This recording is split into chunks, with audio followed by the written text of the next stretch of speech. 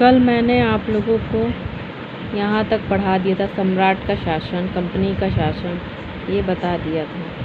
आज हम पढ़ेंगे कंपनी का शासन 1773 से 1858 तक। 1773 का रेगुलेटिंग एक्ट। इस अधिनियम का अत्यधिक संवैधानिक महत्व था। यथा भारत में ईस्ट इंडिया कंपनी के कार्यों को नियमित और नियंत्रित करने की दिशा में ब्रिटिश सरकार द्वारा उठाया गया यह पहला कदम था। अब जो है कंपनी का शासन ब्रिटिश सरकार के हाथों में चला गया था, उन्होंने ये पहला कदम उठाया था।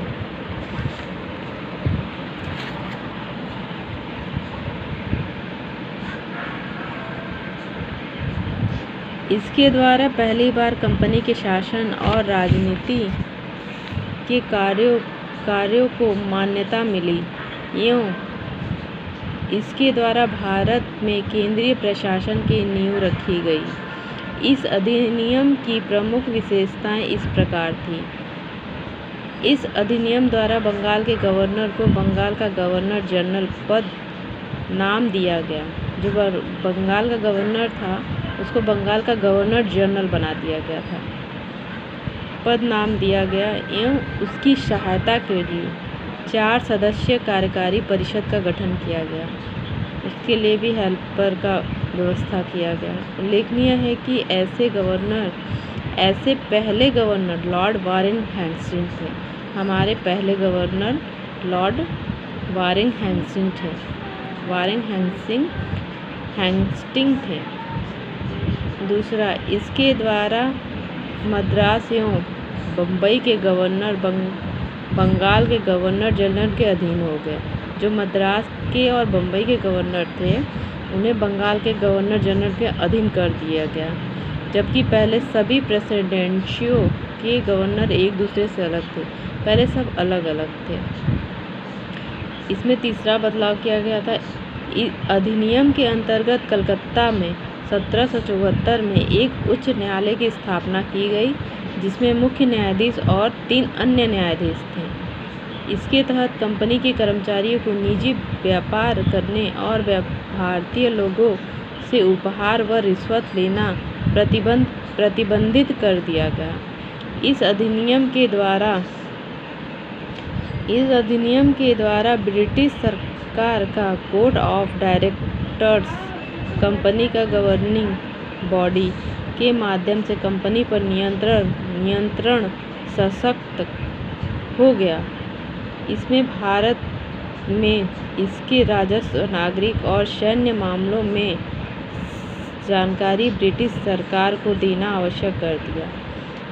इस अधिनियम के द्वारा ब्रिटिश सरकार जो थी कोर्ट ऑफ डायरेक्टर के माध्यम से कंपनी पर नियंत्रण करने लगी। अब उन्होंने कोर्ट ऑफ डायरेक्टर का निर्माण कर दिया था। भारत में राजस्व, नागरिक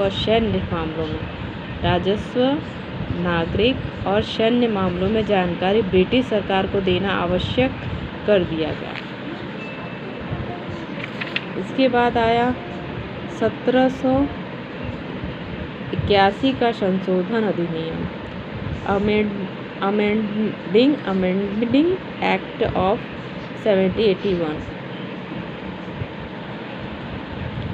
रेगुलेटिंग एक्ट ऑफ 1773 की खामियों को ठीक करने के लिए ब्रिटिश संसद ने अमेंडिंग एक्ट ऑफ 1781 पारित किया, जिसे बंदोबस्त कानून एक्ट ऑफ सेटलमेंट के नाम से जाना जाता है।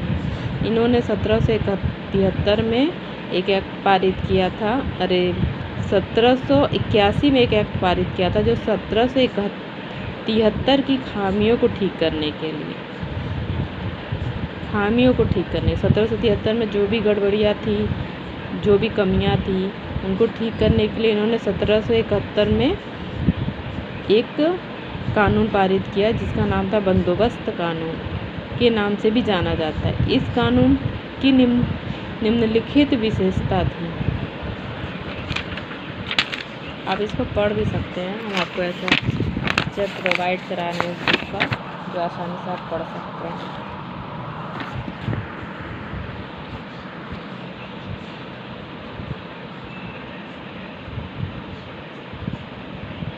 इस कानून में गवर्नर जनरल तथा काउंसिल को सर्वोच्च न्यायालय के क्षेत्राधिकार से बरी अथवा मुक्त कर दिया।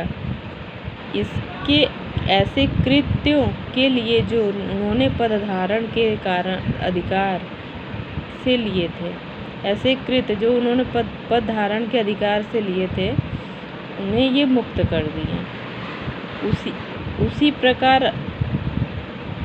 उसी प्रकार कंपनी के सेवकों को भी उनकी कार्य करने के दौरान की गई कार्रवाइयों के लिए सर्वोच्च न्यायालय के क्षेत्राधिकार से मुक्त कर दिया गया।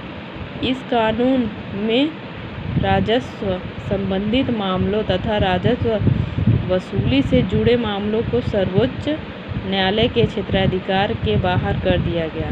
इसमें जो राजस्व संबंधित मामले थे और राजस्व वसूली से जुड़े मामलों को सर्वोच्च न्यायालय क्षेत्राधिकार से बाहर कर दिया गया, मतलब अलग कर दिया गया।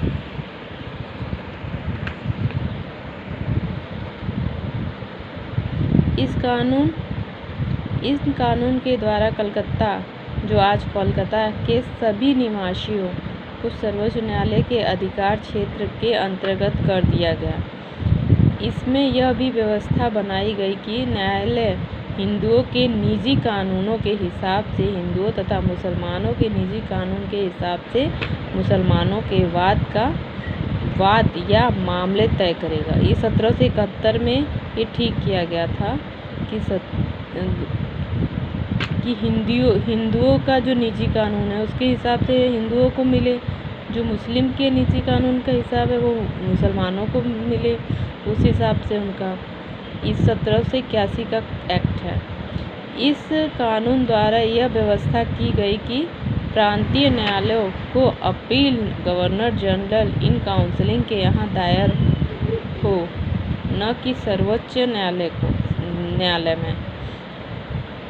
इस कानून द्वारा यह व्यवस्था की गई कि जो प्रांतीय न्यायालय की appeal governor general in council के यहाँ दायर हो, न कि सर्वोच्च। उन्होंने ये व्यवस्था कर दिया था कि ये जो प्रांतीय न्यायालय की अपील है वो गवर्नर जनरल इन काउंसिल के यहाँ ही दायर होगी, न कि सर्वोच्च न्यायालय।